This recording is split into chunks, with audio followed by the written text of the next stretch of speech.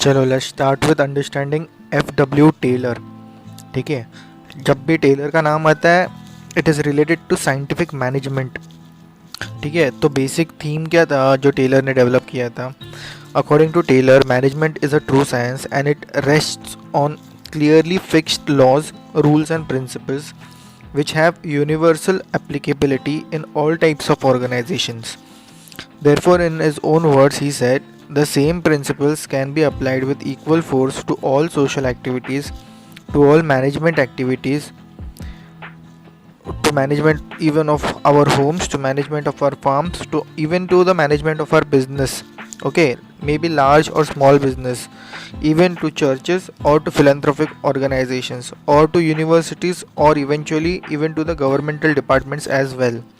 ठीक है, scientific management was concerned with application of scientific methods to managerial practices and production processes in the industrial organisations, because ये वो time पुराना था, तब इंडस्ट्रियल ऑर्गेनाइजेशंस को ज़्यादा इम्पोर्टेंस दी जाती थी, तो उस हिसाब से he had developed this theory. It focused more on the lowest level, that is the shop floor level of the organization. It aimed at studying the relationship between the physical nature of the work and psychological nature of the workman. Okay, and how this can be understood, then there can be science which can be developed of management to increase efficiency.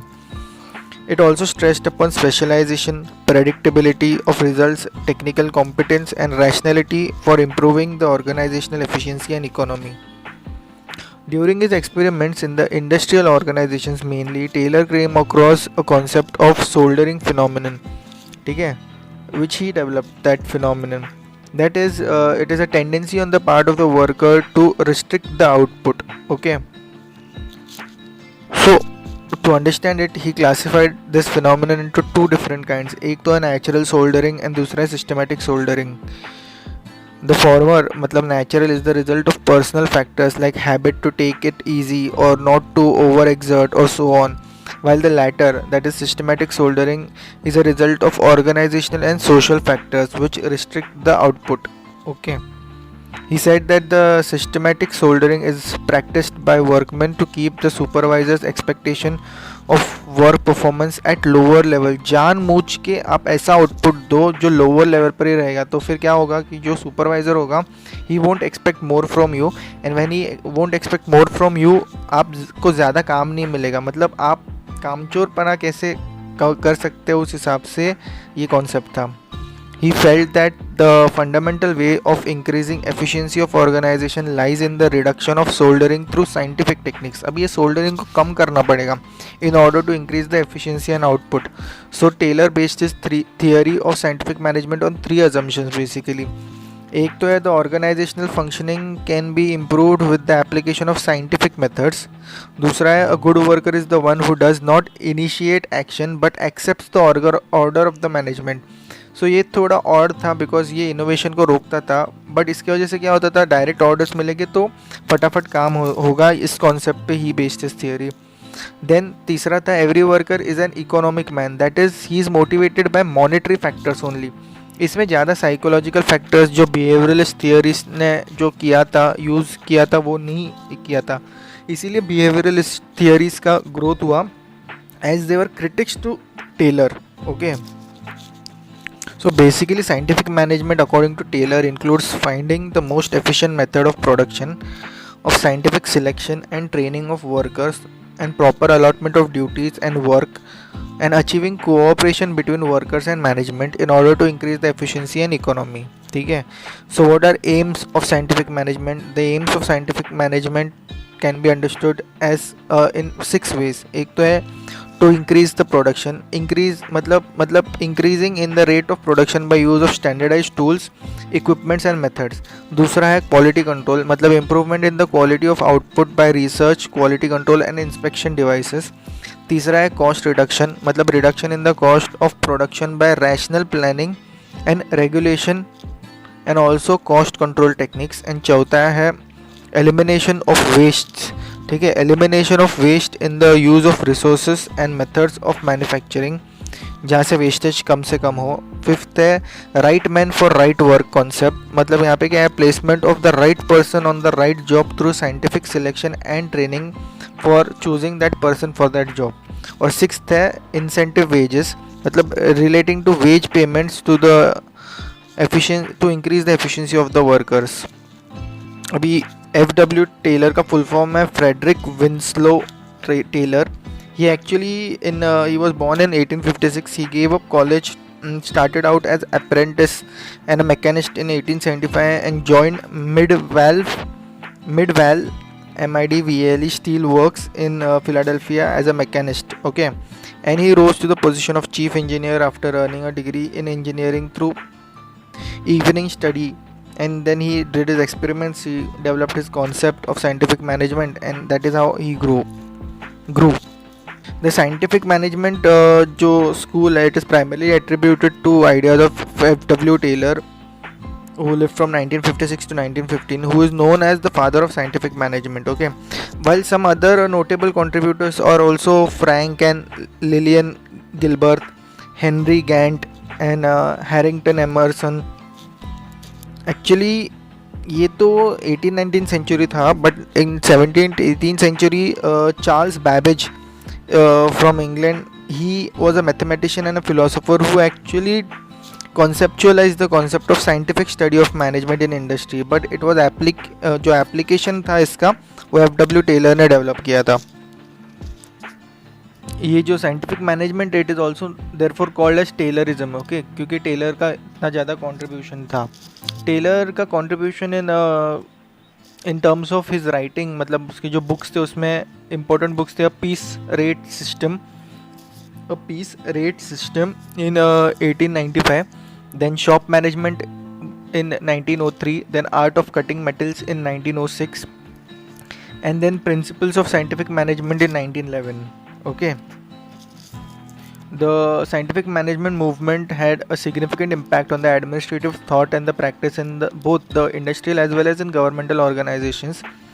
मतलब from USA it spread to other countries including even USSR, where it took shape as a form of Stakhanovite movement during 1920s to 1940s. Okay, in USSR, Stakhanovite movement, STAKHANOVITE movement in USSR.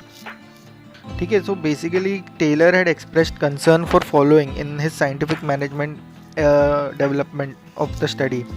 एक तो था to develop a true science of work, then scientific selection and progressive development of workmen, then bringing together science of work and scientifically selected workers, then division of work and responsibility between worker and management. Then also he talked about mental revolution. He spoke about functional foremanship, then work study and work measurement methods, then standardization of tools, then task divisions, ठीक है, incentive schemes, फिर work as individual activity, and then development of management thinking also. अब principles के बारे में बात करते हैं जो साइंटिफिक मैनेजमेंट के प्रिंसिपल्स है given by under the scientific management concept of Taylor. So Taylor gave 4 basic principles of scientific management. इसमें आता है first, develop a science for each element of man's work which replaces the old rule of thumb method. ठीक है, by this the one best way method can be develop of doing a task and it can be used to give a standard output, and then it improves the predictability concept of your work. Eventually अच्छा planning होगा फिर economy efficiency बढ़ेगा. फिर दूसरा principle था scientifically select and train, teach and develop workmen. Whereas earlier in the past workers chose their own work and trained themselves at the best that they could. यहाँ पे training के concept को बहुत ज़्यादा जोर दिया गया था. फिर मैनेजमेंट तीसरा है, फिर management should fully cooperate with the workers so as to ensure that the work is done in an accordance with the scientific principles developed for this purpose. ठीक है, तो यहाँ पे मैनेजमेंट का ध्यान होना चाहिए, सुपरविजन होना चाहिए फिर चौथा प्रिंसिपल है there must be equal division of work and responsibility between management and workman. The management should take over all the work for which they are better suited. In the past, all the work and greater part of responsibility was eventually thrown on workmen and management सिर्फ पैसे के बारे में देखता था. But यहाँ पे management को भी रिस्पॉन्सिबिलिटी लेना पड़ेगा, ऐसे प्रिंसिपल पे डेवलप किया था टेलर ने. Taylor had identified following characteristics of scientific management. Okay, जैसे we had just discussed but again we'll understand it in simple terms. एक तो है ये प्रॉब्लम्स ढूंढे थे साइंटिफिक मैनेजमेंट में, इसके लिए he gave the above principles to solve it. ठीक है, मतलब he said that it is a science. Science जो है ना, it is not rule of thumb. इसके पहले सब रूल ऑफ थंब पे चलता था. ठीक है, यहाँ पे कोऑपरेशन होना चाहिए एंड नॉट इंडिविजुअलिज्म. ठीक है, मैक्सिमम आउटपुट मिलना चाहिए, नॉट द रिस्ट्रिक्टेड आउटपुट जो सोल्डरिंग का कॉन्सेप्ट था. और it is the aim also to develop each man to his greatest efficiency and thus it will lead to his own prosperity and also prosperity of the organization. Thus the scientific management according to Taylor also involves complete mental revolution on the part of workers towards their duties, their work, their fellow men and also their employees and employers, and on the other part of managers towards their employees and even the problems of employees. ठीक है, तो ये management mental revolution का concept आता है यहाँ पे. Mental revolution और which is also called at some places as new outlook requires the realisation on both the part of the parties. मतलब कौन, workers and managers, that their mutual interest is not contradictory and both can prosper only through cooperation and not conflict. Okay, so this is the essence of scientific management to develop cooperation between workers and managers. एक standard method बन जानी चाहिए, उस method को follow करके दोनों का improvement होना चाहिए. ठीक है, worker as well as manager का, थस इवेंचुअली ऑर्गेनाइजेशन का भी होता है. So according to Taylor the principle objective of management should be to secure maximum prosperity for the employer coupled with maximum prosperity even for each and every employee. ठीक है, Reinhard Bendix in his book Work and Authority in Industry said that when you eventually maximize the output from both manager as well as the workers also, thus worker get increased capital which reduces their tension and thus conflict भी कम हो जाता है. Therefore it is actually a science. Taylor ने ऐसा understand किया कि इस तरीके से अगर हम लोग ने साइंस को डेवलप किया तो कॉन्फ्लिक्ट वहाँ से कम हो गए. ठीक है, पर इसमें बिहेवियरल साइड नहीं आई है जो MP फॉले ने कंसिडर की थी, वो अलग थियरी है, will understand in different lecture. ये जो टेलर ने प्रिंसिपल्स दिए थे, जैसे कि एग्जांपल है development of science of work, उसका ऑल्टरनेटिव है समझने के लिए, अगर एक लाइन में समझना है तो he actually emphasised on developing one best way of doing a work और अ जॉब. ठीक है, फिर ये साइंटिफिक सिलेक्शन या फिर training and development of workman का जो कॉन्सेप्ट है, उसमें ही also considered physical as well as intellectual skills in a scientific and systematic manner. इन स्किल्स को कंसिडर करके ही दे आर ट्रेंड सिस्टमेटिकली, और उनको ट्रेनिंग में एनालाइज करके उनको उनके हिसाब से वो जॉब प्रोफाइल दे देना चाहिए. ऐसा टेलर का कॉन्सेप्ट था, ताकि जो बेस्ट इंसान वहाँ पे सूट हो उनको ही वो जॉब मिले, तब जाके एफिशिएंसी बढ़ेगा. ये highly emphasised on harmony between the managers and the workers, जो मेंटल रेवोल्यूशन का कॉन्सेप्ट है उसमें. मतलब जो प्रोसेस है of coming together of management and worker, it causes mental revolution in the organisation. He went even to the such an extent where he said that scientific management cannot exist properly without mental revolution in the organization. Taylor को lazy managers से तकलीफ था, इसके लिए he mention the concept of division of work and also for the management to take up responsibilities which they can take from the workers. तो division of work हो जाएगा management and worker में, तो दोनों एफिशिएंटली मिलकर वो organisation को आगे लेके जाएंगे. ठीक है, will understand the techniques, okay, जो टेक्निक्स डेवलप किए थे in under scientific management in order to achieve the principles of scientific management. Techniques जो होते हैं वो मैकेनिज्म्स और even they are called methods of scientific management that facilitates the application of the principles of scientific management. Okay, इसमें पहला important है scientific management में functional foremanship. Taylor advocated that the concept of functional foremanship under which worker is supervised and guided by 8 functional foreman. Okay, मतलब functional foreman क्या होता है, they are specialised supervisors. Okay, thus he rejected the system of single foremanship which is also known as unity of command or a linear system or a military type organization where एक ही इंसान पूरे organisation को शायद एक order दे. अलग अलग जगह पे होता है, जैसे कि अलग अलग टाइप में होता है कोई ऑर्गेनाइजेशन में. मिलिट्री में तो वहाँ पे इट इज़ रिक्वायर्ड कि जो बॉस है, जो मेन कमांडर है या मेजर है, उनके ऑर्डर को वैसे ही फॉलो किया जाए. ठीक है, बट टेलर ने ये इंडस्ट्रियल कॉन्सेप्ट, जब इंडस्ट्रियल कॉन्सेप्ट के बारे में बात करते हैं तो टेलर ने उसको अलग तरीके से देखा है. ठीक है, वेर 8 अलग अलग फंक्शनल फोरमैन के बारे में बात की है एक वर्कर के ऊपर. तो इसमें के जो 4 है they are responsible for planning. Okay, they are like order of work and route, instruction card का क्लर्क, टाइम एंड कॉस्ट का क्लर्क. ठीक है, और शॉप डिसिप्लिनेरियन. ये सारे बेसिक प्लानिंग या फिर सुपरविजन जो काम मतलब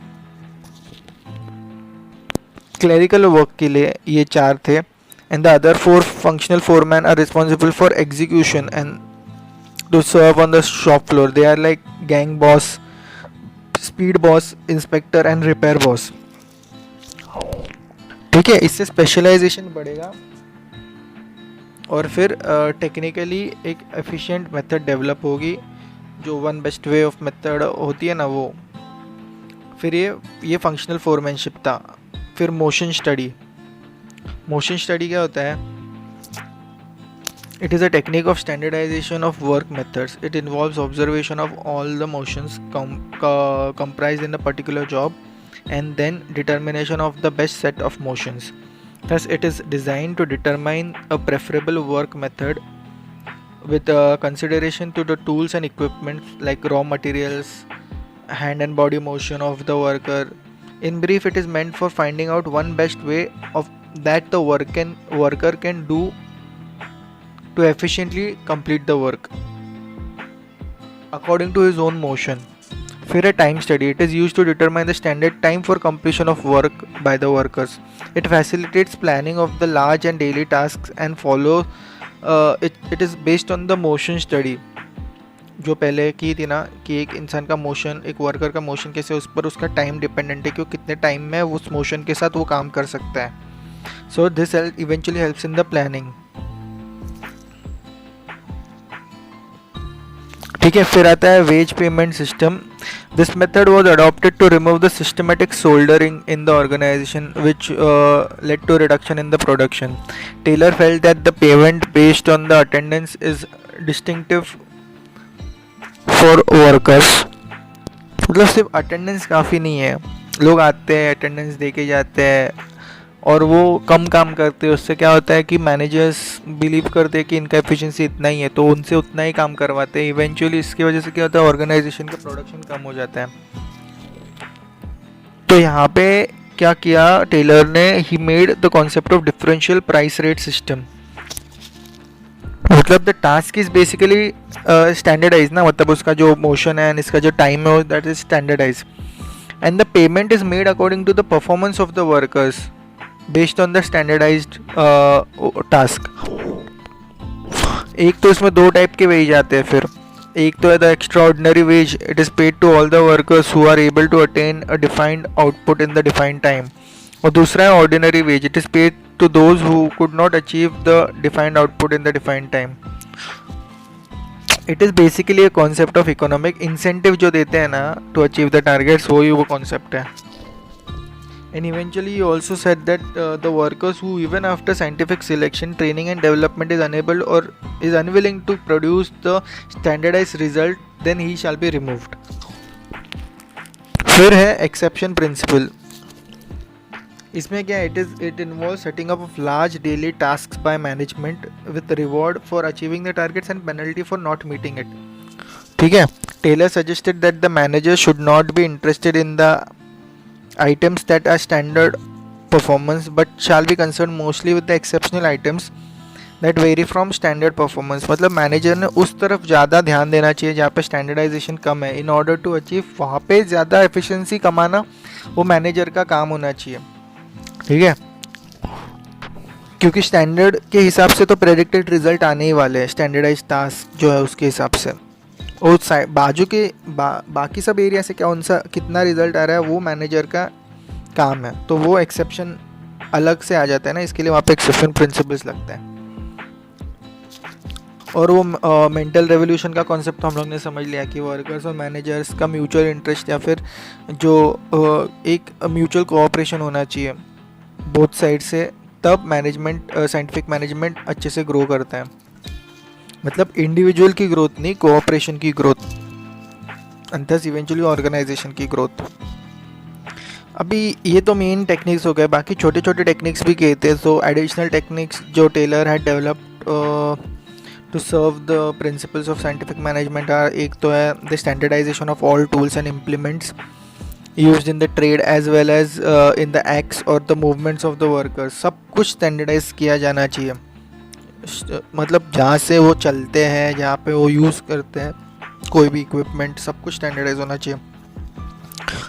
फिर the mnemonic system MNEMONIC system for classifying manufactured products as well as implements used in manufacturing. फिर setting up of separate planning cell और department. Then also use of time saving implements like slide rules. फिर modern cost system, routing system, okay, instruction card for workers etcetera. जो फिर clerical work में ज़्यादा चला जाता है, वो फंक्शनल फोरमैनशिप के कॉन्सेप्ट में जो पढ़ा था वहाँ पे. अभी थोड़ा एडवांटेजेस के बारे में बात करते हैं, जो इम्पैक्ट या फिर एडवांटेजेस ऑफ साइंटिफिक मैनेजमेंट है. देखो, टेलर का कंट्रीब्यूशन है बेसिकली 2 डायमेंशन. एक तो mechanical as well as philosophical also. ठीक है. मैकेनिकल साइड पे Taylor had introduce time and motion study, standardisation of tool, methods of working conditions, differential price rate system for payment of wages etcetera. On philosophical side, he tried to develop the science of management based on systematic investigation and experiment in the organization. ठीक है. वो actually philosophy से वो science develop हुआ कि एक philosophy है to achieve the maximum efficiency and output. वहाँ से वो साइंस डेवलप किया गया है. The scientific management concept was associated with many benefits to the industry according to Gilbert. ठीक है. The main benefit of scientific management was conservation and savings making. ठीक है. मतलब वेस्टेज बहुत कम हो गया था रिसोर्सेज का, उसके लिए एनर्जी बढ़ गई थी एंड फिर आउटपुट बढ़ रहा था. ठीक है. फिर बहुत सारे इम्पैक्ट हुए, जैसे कि replacement of traditional rule of thumb by new methods of scientific methods. फिर प्रॉपर सिलेक्शन एंड ट्रेनिंग के मेथड्स वहाँ से डेवलप हुए. ये सब इम्पैक्ट फिर इवेंचुअली सब मैनेजमेंट ऑर्गेनाइजेशन में and even in public administration जो सिलेक्शन होता है, जो यूपीएससी रिक्रूटमेंट वगैरह करता है, इतना एफिशिएंसी जो डिमांड करता है, ये जो एफिशिएंसी या फिर स्टैंडर्डाइजेशन क्या या फिर एक कुछ स्टैंडर्ड बेंचमार्क का जो कॉन्सेप्ट है कि इतना एफिशिएंट होना चाहिए जिसको या फिर पास होना है या फिर यहाँ पे काम करना है एक्सेट्रा. तो वो डेवलपमेंट बेसिक कॉन्सेप्चुअलाइजेशन वहाँ से साइंटिफिक मैनेजमेंट से भी आता है. ऑल्सो बहुत सारे थियरीज आते हैं, बिहेवियरलिस्ट थियरी का भी आता है, जो डेवलपमेंट होते होते इंटीग्रेट होते गए. ठीक है. बाकी तो सब सेम है. जो एक्चुअली प्रिंसिपल्स थे या फिर गोल्स थे FW टेलर के साइंटिफिक मैनेजमेंट के, वही उसका इम्पैक्ट बन गए इवेंचुअली. जैसे कि proper selection, equal division of work, standardisation of tool, equipment, material, work methods. ठीक है. इंसेंटिव सिस्टम जो प्राइस रेट सिस्टम था. इवेंचुअली सेटिस्फेक्शन ऑफ कस्टमर्स भी आता है क्योंकि they are providing best quality products at lower prices, क्योंकि standardised है। और फिर दो कस्टमर को अलग अलग क्या बोलते हैं, स्टैंडर्डाइज प्रोडक्ट बन रहा है, इसके लिए दो कस्टमर को अलग अलग प्रोडक्ट नहीं मिल रहा है, इसके लिए दोनों में कॉन्फ्लिक्ट नहीं होगा।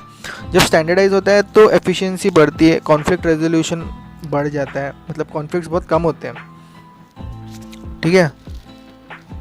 तो इसके इम्पैक्ट में फिर बाद में जाके many successful ventures were developed out of this concept. Basically ये मैनेजमेंट रिलेटेड फिर बहुत ज़्यादा बन गया। पब्लिक एडमिनिस्ट्रेशन में थोड़ा बिहेवियरल कॉन्सेप्ट भी आता है, बट जो मैनेजमेंट कोर मैनेजमेंट कंपनीज होते हैं वहाँ पे टेलर का कॉन्सेप्ट बहुत ज़्यादा इंपॉर्टेंट है, ठीक है। Effective labour, effective material and managerial capabilities बढ़ती है, एक नया कल्चर आता है, ठीक है, जहाँ पे वैल्यूज़ ऑफ मैनेजमेंट या फिर एफिशिएंसी एंड इकोनॉमी को बहुत ज़्यादा जोर दिया जाता है, ठीक है। फिर एलिमिनेशन ऑफ वेस्ट, एफर्ट्स जो होते हैं वो बहुत स्टैंडर्डाइज होने चाहिए, अपनी एनर्जी इधर उधर नहीं वेस्ट होनी चाहिए, उस पर ध्यान दिया जाता है। और eventually cooperation between management and workers, तो ये सारे कॉन्सेप्ट इम्पैक्ट में आ जाते हैं साइंटिफिक मैनेजमेंट के। अब थोड़ा क्रिटिसिज्म के बारे में बात कर लेते हैं। इसमें अलग अलग व्यूज़ हैं, ठीक है।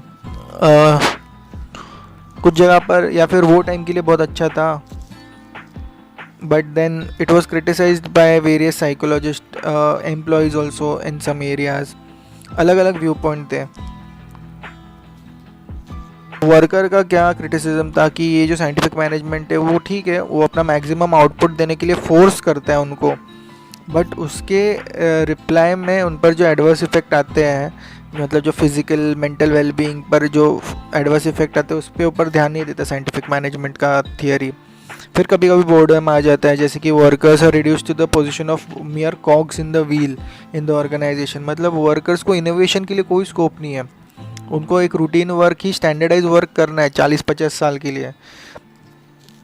और फिर जॉब ग्रोथ भी बहुत डिफ़िकल्ट हो जाती है। फिर अभी इनिशिएटिव नहीं है, इनिशिएटिव को अलाउ नहीं करते, तो फिर इनोवेशन नहीं होता, तो बढ़ते नहीं है अच्छे से कंपनी में ग्रोथ में। मतलब टैलेंट को इतना इज्जत नहीं मिलता वहाँ पे, क्योंकि सब रूटीन वर्क है। फिर अनएम्प्लॉयमेंट बढ़ जाता है, क्योंकि अभी स्टैंडर्डाइजेशन हो गया तो एफिशिएंसी बढ़ गया, ऑर्गेनाइजेशनल आउटपुट बढ़ गया, तो वर्कर्स की रिक्वायरमेंट कम है, तो अनएम्प्लॉयमेंट बढ़ जाता है। एक्सप्लॉयटेशन ऑफ वर्कर्स होता है, ठीक है, क्योंकि workers feel that their wages do not rise in the same proportion in which the productivity rises. मतलब एक वर्कर एक ही रूटीन काम करते करते बहुत अच्छा होने के बाद बहुत फटाक से वो काम करता है, पर उसको वही टाइप का वेज मिलता है, वर्क के हिसाब से मिलता है, not according to his efficiency और हिज टैलेंट। ये इशू था वर्कर्स को, ठीक है।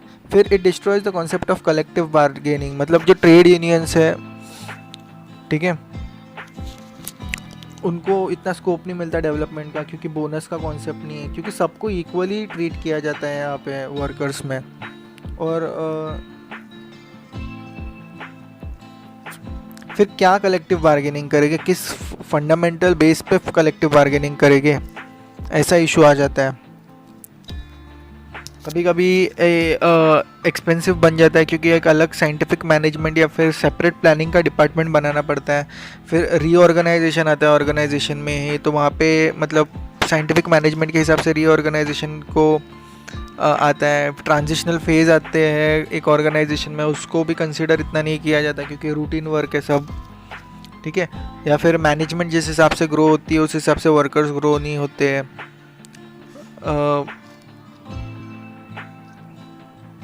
फिर एक कॉन्सेप्ट है कि मैकेनिकल सा अप्रोच हो जाता है, ठीक है, कोई इनिशिएटिव नहीं, कोई इनोवेशन नहीं, सब सेम। फिर इसकी वजह से क्या होता है, there is no proper motivation also. Under scientific management wages are paid to workers according to their price wage system, ठीक है। There is no minimum wage assured to the worker. This means that Taylor assume that money is the greatest motivating force. If the worker does more, he will get more wages. But in practice, workers are not always motivated by higher wages. There are other factors as well which motivate people, जैसे कि family, work-life balance, social relationships, security, recognition in the company, innovation, promotion. ये सब concept के बारे में Taylor ने बात नहीं की, इससे सेट कि पैसा दो और ये लोग ज़्यादा काम करेंगे। तो ये बहुत ही नैरो कॉन्सेप्ट था मोटिवेशन का, तो ये क्रिटिसिज्म बन गया।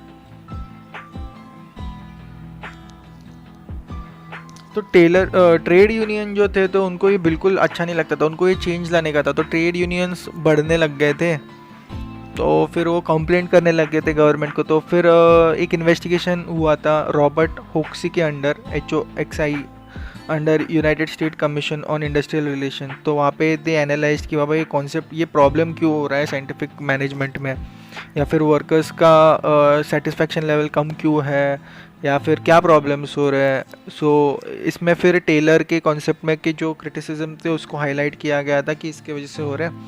फिर रिकमेंडेशन हुआ है कि इसको चेंज कैसे करे, इसको डेवलप कैसे करे, या फिर इसमें इश्यूज़ को सॉल्व कैसे करे, जो ट्रेड यूनियन का भी डिमांड था।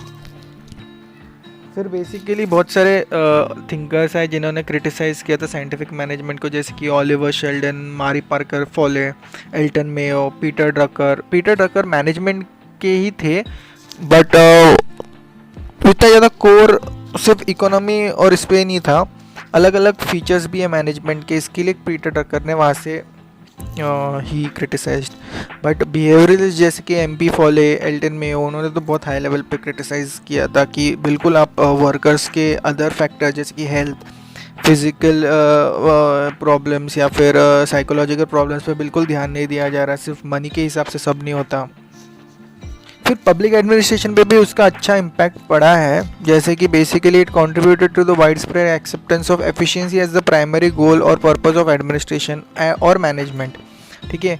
एंड दूसरा है कि साइंटिफिक मैनेजमेंट के जो वैल्यूज़ एंड मेथड्स है, they are highly compatible with the many practitioners in various departments of administration. कितने सारे सिविक लीडर्स या फिर scholars of public administration, they also believe that ये जो reforms in government and civil services आने चाहिए, वहाँ पे एफिशिएंसी को कैसे बढ़ाना चाहिए, उसमें बहुत ज़्यादा you can take help from the scientific management. It was also criticised as just a partial theory of organisation due to concentration highly on the shop floor level only. ठीक है। और जो ऑर्गेनाइजेशनल प्रोसेस या फिर hierarchy, उस पर इतना ध्यान नहीं दिया गया था। वो सिर्फ पैसे के बारे में it was just considered that material reward या फिर मॉनेटरी रिवॉर्ड मिलेगा तो ही दे विल वर्क, ऐसा वो कॉन्सेप्ट को क्रिटिसाइज किया गया था। इसके लिए उसको मोनिस्टिक थियरी भी बोलते हैं, मोनिस्टिक थियरी ऑफ मोटिवेशन। मतलब ये कभी डिराइव हुआ कि ये क्रिटिसिज्म है, जब हैवथॉन एक्सपेरिमेंट हुआ था ना, conducted by Elton Mayo, it revealed that social and psychological factors are also important like economic factors in determining the performance of the organization, workers as well as managers. ठीक है। कुछ लोग जैसे कि some called it psychological organization theory. It was a term given by March and Simon because in this they explained that ये जो scientific management की theory, it was only concern with the range of workers behaviour which is related only with production. ठीक है। मतलब जो psychological concept आते हैं only related to production, उस पर ही ध्यान दिया गया है, not on other environmental factors या फिर वर्क लाइफ बैलेंस, ये सब पे ध्यान नहीं दिया गया। सिर्फ जो प्रोडक्शन रिलेटेड साइकोलॉजिकल फैक्टर्स थे वहाँ पे ही ध्यान दिया, तो ये नैरो बन जाती है उस हिसाब से। तो ये क्रिटिसिज्म था। And eventually it was also opposed later on by managers also. ठीक है। क्यों? Because they first felt that they would lose their judgment and discretion due to adoption of scientific method. मतलब एक स्टैंडर्ड टास्क था, उसमें manager को कुछ direction वगैरह देने का नहीं था, जो स्टैंडर्ड रूल्स प्रोसीजर फॉलो है वही फॉलो करना था। तो वहाँ पे मैनेजर्स का जजमेंट या फिर डिस्क्रिप्शन को इंपॉर्टेंस ही नहीं मिल रहा था। And secondly the work and responsibility increases on the manager also, because Taylor ने बोला था कि मैनेजर्स को भी रिस्पॉन्सिबिलिटी लेनी चाहिए, इसके लिए मैनेजर्स को भी इसका क्रिटिसिज्म इन्होंने भी किया था साइंटिफिक मैनेजमेंट का। ठीक है। अभी लास्ट पॉइंट के बारे में डिस्कस करते हैं, ये जो टेलर के फॉलोअर थे। ठीक है। अलग अलग जो थिंकर जो टेलर के फॉलोअर थे, तो उनका क्या क्या कॉन्सेप्ट था। तो पहले बात करेंगे टेलर के फॉलोअर का। फर्स्ट थे H.L. Gantt. Okay, Henry L Gantt. He contributed to the following factors in scientific management theory, जो डेवलपमेंट हुआ साइंटिफिक मैनेजमेंट थियरी का लेटर ऑन। सो इसमें first he said he improve the task and bonus system, मतलब जो basically incentive का system था। Under this system, he said that the worker is given a bonus when he reaches a set standard. फिर he also emphasized on various habits, okay, habitual ways in the industry. जो एक habits develop करनी चाहिए organisation में, जो coordination बढ़ाती है and फिर इवेंचुअली प्रोडक्टिविटी बढ़ाती है. कोऑर्डिनेशन बढ़ेगा, मेंटल रिवोल्यूशन बढ़ेगा. ठीक है, सबका सेम हैबिट्स होगा इंडस्ट्री में. समझो एक ही टाइम पे ब्रेक होगा, या फिर एक टाइम पे कोई लेक्चर सीरीज होगी, या फिर सबके एक ही हैबिट हो गए तो सब लोग एक दूसरे को अच्छे से समझ पाएंगे इन the organisation.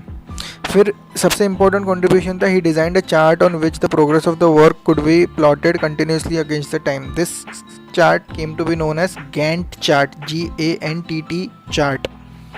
Okay, it served as a planning and control device to many organisation and it still used. अब ये जो गिलबर्ट थे, उसके बाद गिलबर्ट, मतलब इसमें कौन आते हैं, Frank Gilbert and Lillian Gilbert, who are basically husband and wife only. They made contributions to development of scientific management also. So they invented the flow process chart to help in elimination of unnecessary steps in the operation of any task. ठीक है, so their system, it helped in speeding up the work. They laid the foundation of modern motion and time study techniques. As observed by Hicks and Gullett, the Gilberts redefined the motion and time study to high stage of development in the pursuit of finding up the one best way. Okay, so they invented the Therbligs, THERBLIGS. ये क्या है, Gilberts spelled backwards, as an elemental units of work in order to develop the concept of modern motion and time study techniques. उसका जो units है वो उसको Therbligs बोलते थे, वो लोग ने डेवलप किया था गिलबर्ट्स ने. फिर नेक्स्ट है H. Emerson, मतलब हैरिंगटन एमरसन. ये emphasized on great productivity of correct organization and propounded 12 principles of efficiency in his popular book Efficiency and the 12 Principles of Efficiency. ठीक है, he preferred to call the system, जो basically book का नाम था The 12 Principles of Efficiency.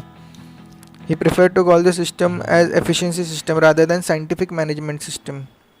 तो उसमें 12 principles में क्या था, clearly defined objectives, common sense, competent consultation, discipline, fair deal, reliable immediate and adequate records, dispatching, standard and schedules, standard conditions, standard operations, return standard practices, instructions and efficiency rewards.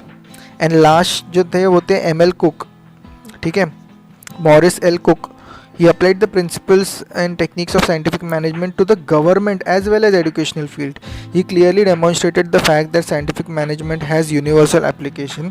He also differed from Taylor in other respect, in which he suggested that the participation of workers in the process of finding the one best way of doing task is also important, whereas Taylor had viewed that it is only the expert's job to find out the one best way. Okay, तो ML Cooke का contribution ये था कि workers को भी include करो to find the one best way.